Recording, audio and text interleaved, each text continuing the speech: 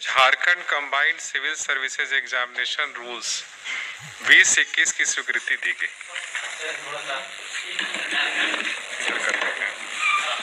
झारखंड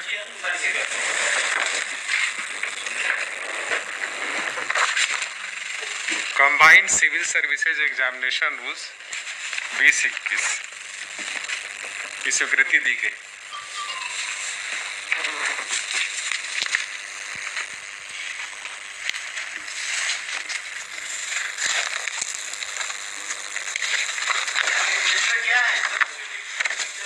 ये जो civil services JPSC conduct करता है तो उसके लिए नियमावली है। इस 7वीं इसके बाद जो भी जेपीएससी कंडक्ट करेगा सिविल सर्विसेज वो सब पे लागू होगा। और इसमें यह है कि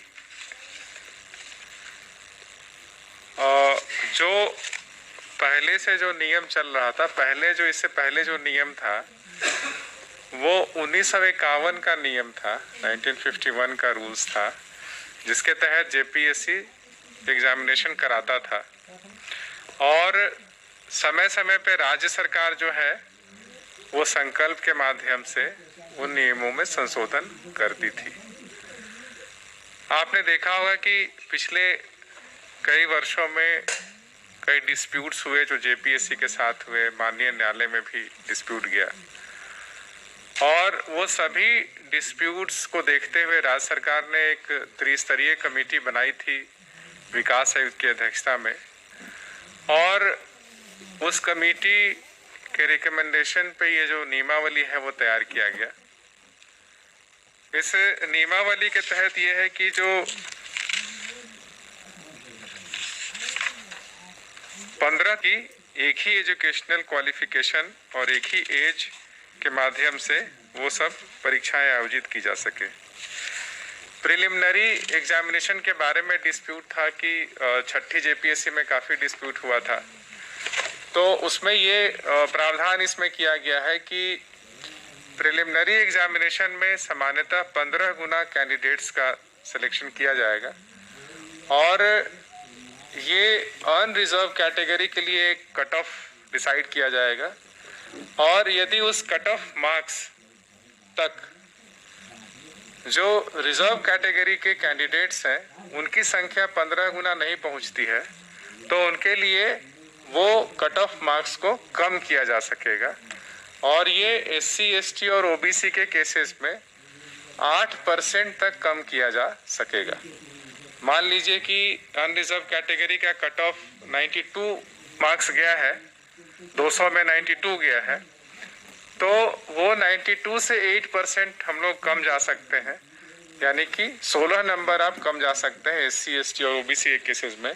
लेकिन सब में ये 8% नहीं जाना है, ये वहीं तक जाना है जहां तक कि आपका 15 गुना कैंडिडेट हो जाता है। तो हो सकता है कि ओबीसी के केस में आपको 2% आप नीचे गए तो आपका 15 गुना हो गया। एससी के केसेस और एसटी के केस में मान लीजिए कि आप 8% गए तो हो सकता है कि 8% जाने पे भी आपका 15 गुना नहीं हो, लेकिन आप 8% से नीचे नहीं जा सकते हैं, अप टू 8% ही आपको नीचे जाना है। लेकिन इसमें भी सब्जेक्ट टू कंडीशन है कि जो मिनिमम मार्क्स है वो हर एक कैटेगरी का निर्धारित पहले से ही है जेपीएससी की परीक्षाओं के लिए, उससे कम नहीं जाना है, उस मिनिमम मार्क्स से आपको नीचे नहीं जाना है। दूसरा ये डिस्प्यूट चला था कि जो अभी सर्विस एलोकेशंस जो है वो सर्विस एलोकेशन का अभी भी माननीय न्यायालयों में केस चल रहा है।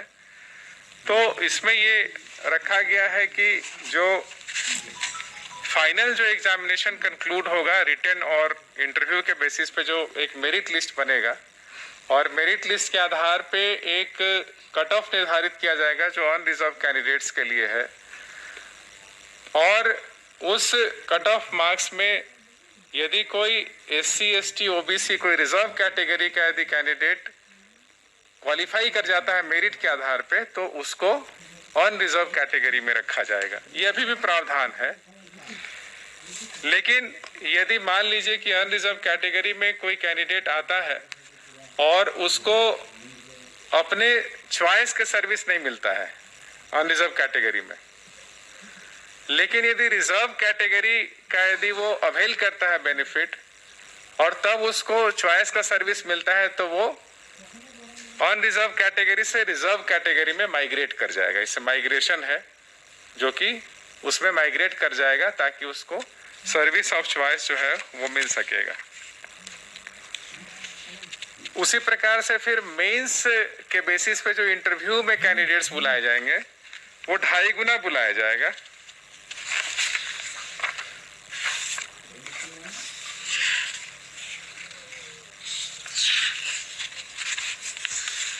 एक और जो डिस्प्यूट इस पर हुआ था कि लैंग्वेज जो है, जो हिंदी और इंग्लिश जो लैंग्वेज का एग्जामिनेशन लिया गया था उसके मार्क्स ऐड होंगे या नहीं होंगे। फाइनल जो मेरिट लिस्ट तैयार होता है वो भी बिल्कुल क्लियर कर दिया गया है कि वो क्वालिफाइंग नेचर के हैं और उसका मार्क्स फाइनल मेरिट लिस्ट के लिए ऐड नहीं किया जाएगा। ये मुख्यतः ये 3-4 बिंदु हैं और इसके अलावा डिटेल्स इसमें है जो कि गजट पब्लिकेशन होगा तो आप लोग उसको देख सकते हैं।